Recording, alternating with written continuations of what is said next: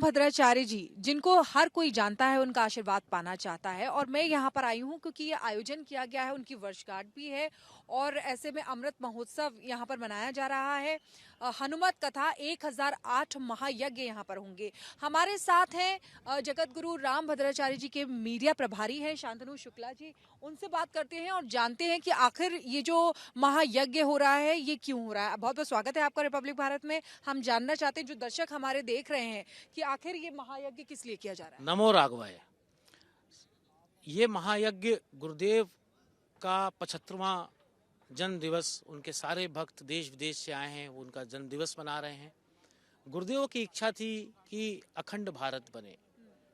हमारा कश्मीर का कुछ हिस्सा अभी भी पाकिस्तान के कब्जे में है, तो इस 1008 कुंडी महायज्ञ, हनुमत महायज्ञ के जरिए गुरुदेव भगवान हनुमान को प्रसन्न करना चाहते हैं। गुरुदेव का मानना है कि जब भी कि हमारे ऊपर संकट आता है, हम सबसे पहले अगर किसी को याद करते हैं तो हनुमान जी को याद करते हैं।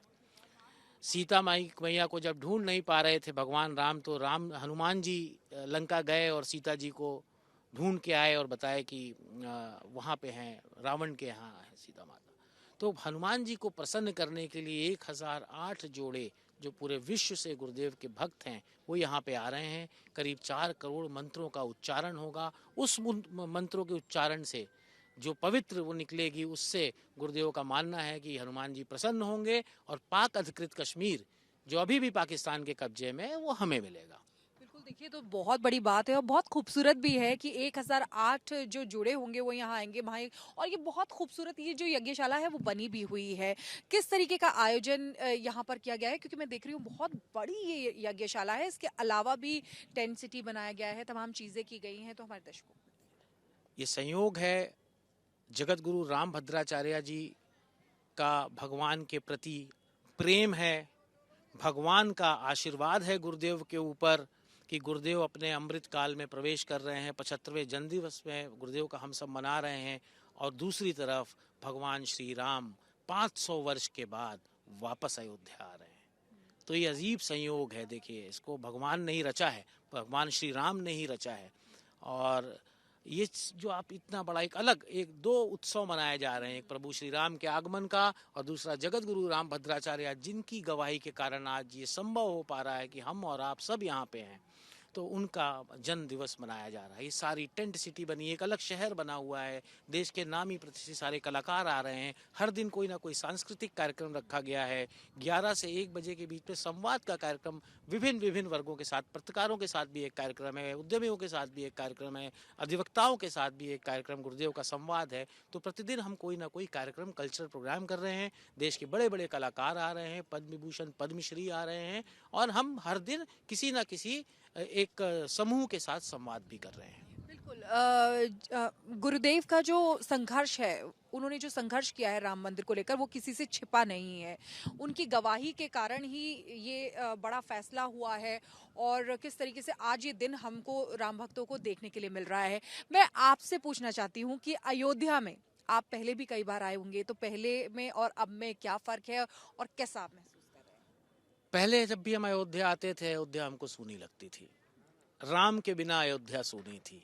और आज जगत गुरु पूज्य गुरुदेव के, जो गुरुदेव ने गवाहियाँ दी जाके, जब देश के शंकराचार्यों ने जाने से मना कर दिया था कि हमारे ठाकुर जी हमको आदेश नहीं दे रहे हैं कि हम कोर्ट के कटघरे में जाएं, गुरुदेव ने उस समय कहा कि मैं वशिष्ठ गोत्र का ब्राह्मण हूँ और राम अभी बाल अवस्था में, मैं ज़रूर जाऊँगा।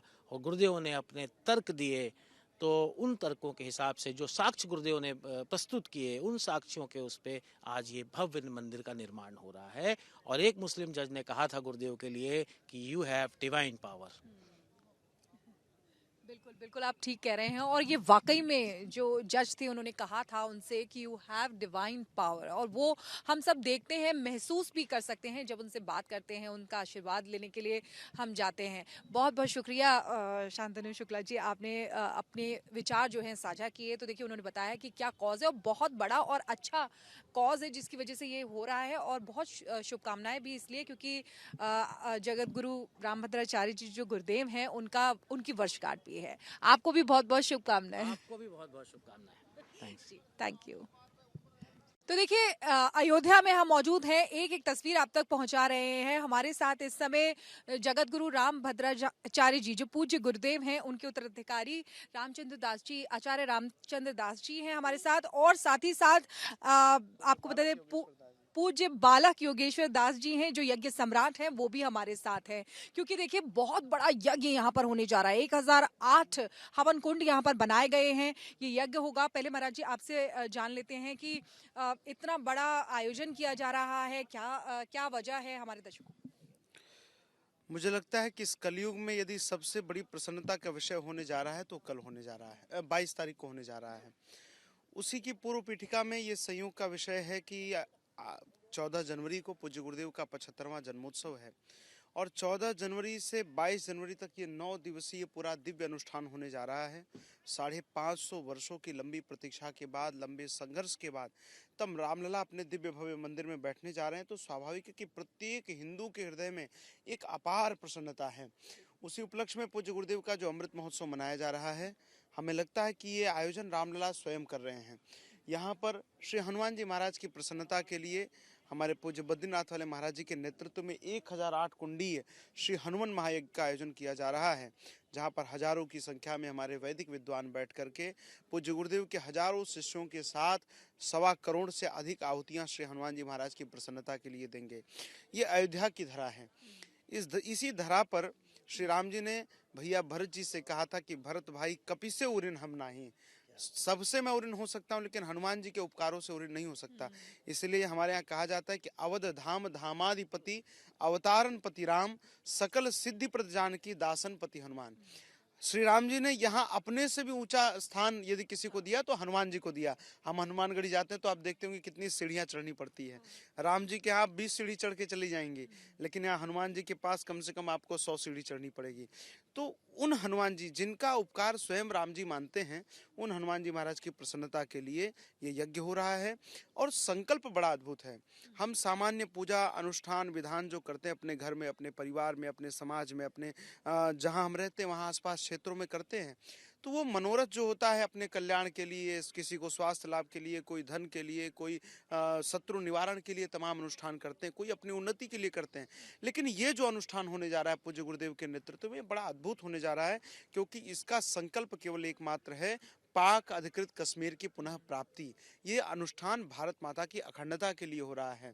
ये अनुष्ठान भारत की प्रसन्नता के, भारतवासियों की प्रसन्नता के लिए हो रहा है। तो अपने आप में ये बहुत अलौकिक और अद्भुत अनुष्ठान होने जा रहा है।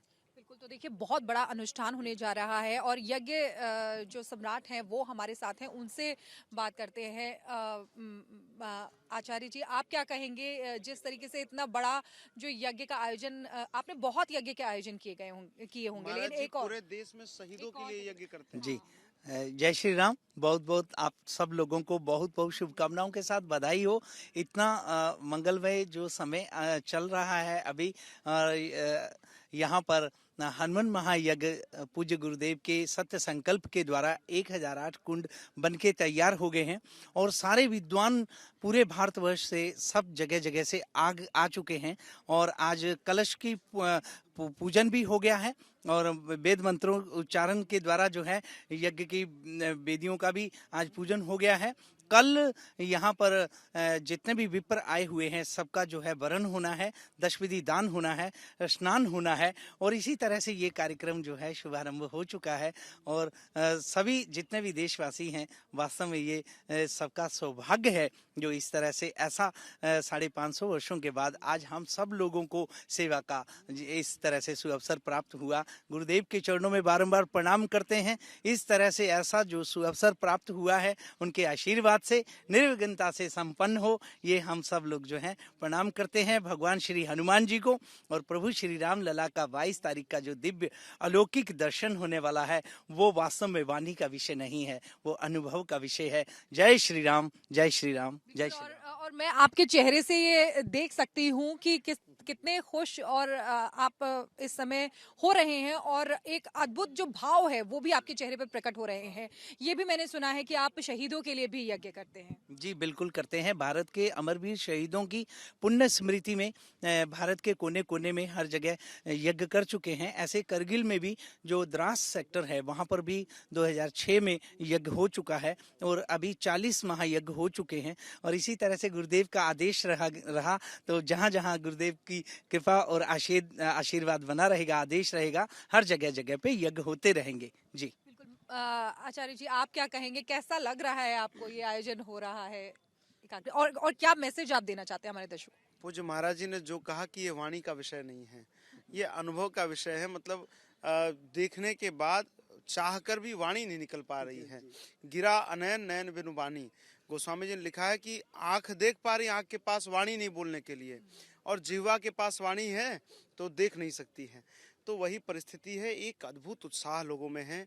देश भर से पूज्य गुरुदेव के शिष्य राम प्रेमी इस अनुष्ठान में सम्मिलित होने के लिए, पूज्य गुरुदेव के अमृत महोत्सव को मनाने के लिए, रामलला, एक गुरु और गोविंद दोनों एक साथ यहाँ मिलने वाले हैं। रामलला के भी दर्शन होंगे और गुरुदेव का अमृत महोत्सव भी होगा। तो ये अपने आप में एक अद्भुत संयोग है। तो सबके मन में बहुत उत्साह है। अभी आप हमारे पूर्णेश भाई से आप बात कर रही थी, जो कि सूरत से विधायक हैं।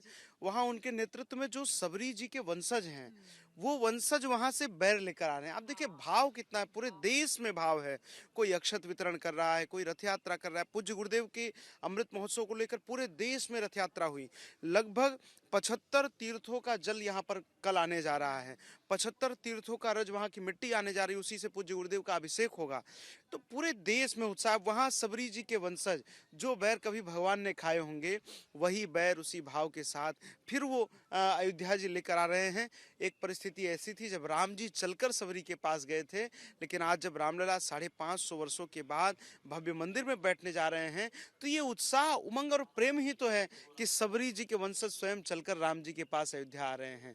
यही वास्तविकता में लोकतंत्र है कि राजा तो सब तक पहुंचता है, लेकिन राजा तक भी सबकी पहुंच हो, ये लोकतंत्र है। ये अयोध्या लोकतंत्र की धरा है। बिल्कुल, बहुत खूबसूरत बात आपने कही है। तो देखिए किस तरीके से, और जितना मैं भी महसूस कर पा रही हूँ कि यहाँ का कण कण जो है वो राम में हो चुका है। बहुत बहुत शुक्रिया। जय श्री राम, जय श्री राम, जय श्री राम, जय श्री राम।